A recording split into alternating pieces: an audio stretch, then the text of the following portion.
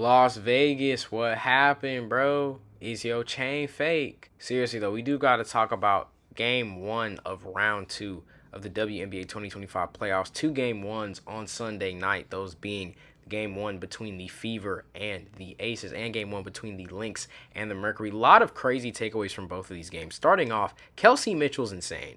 34 points, 12 of 23 from the field, 4 of 6 from 3, 50, 40, 90 splits, levels of efficiency. She balled out, man.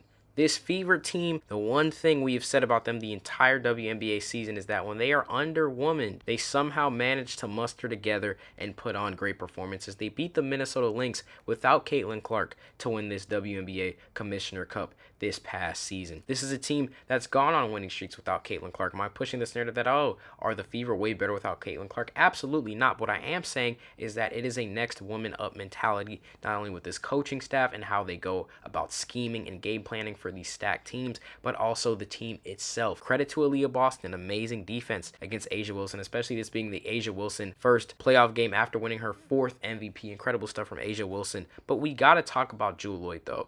3 points, almost 30 minutes of playing time. She had 0 points until garbage time when it was clear the Fever were en route to winning game one. What is she doing? What is she doing? We talked about this a little bit on the pod Instagram. Go follow that right now if you have not. BoxInOne Pod at Instagram. We talked about this a few months ago when we were asking, what is Jewell Loyd doing? She's having a career low in points per game. She's having a career low in splits. And it seemed like in the Aces 17-game winning streak, she put it together. But now, again, the Aces have reverted back to bad habits. That intensity and pressure defensively from the Fever has just added problem upon problem for the Aces guards getting ready. Jackie Young did her thing. Chelsea Gray hasn't really done too much. But in terms of getting ready, I mean getting ready to contribute in winning. In Jewell Loyd, you're simply not winning. You're not contributing to winning on this Aces team, and it's really frustrating to watch a player who was so great on Seattle, a player who was great in the playoffs in the crunch time, a player whose nickname is literally the Gold Mamba, not be able to get this done. There is players who go on different teams who are score first type of players,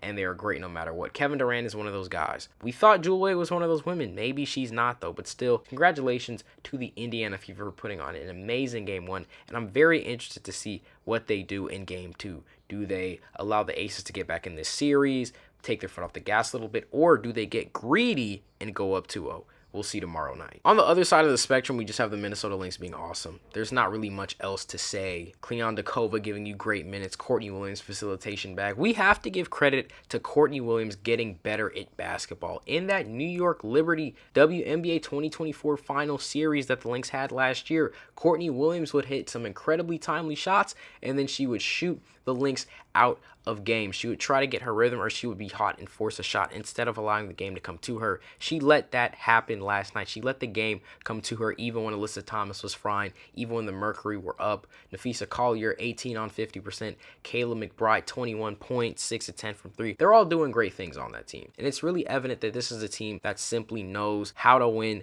They play winning basketball. Similar to the Fever, it's the next woman up. Carrington was down. Everybody else stepped up defensively. DPOY. Alana Smith did her job as well in that post. It's really incredible stuff we're seeing from the Minnesota Lynx. I mean, this is a team that has been number one in almost every team category you can think of at the start of the regular season. They were number one in almost every team category until Napheesa Collier went down, and still remain the number one team in the WNBA because, mind you, even with the Aces 16-game regular game winning streak, the Lynx still were the number one team in the WNBA. That never changed. The Aces eclipsed everybody but the Minnesota Lynx. Napheesa Collier came back, still number one in almost every team category you can think of, and now in the playoffs as well, number one in almost every team category you can think of. It's just like these women have crazy team chemistry. Every bucket they make, everybody's team chemistry goes up. It's like in My Career in 2K, where you've got the My Career bar. Well, that bar was full last night for the Minnesota Lynx. Incredible showing of, again, just poise and tact and game plan adjustment and everything great you love to see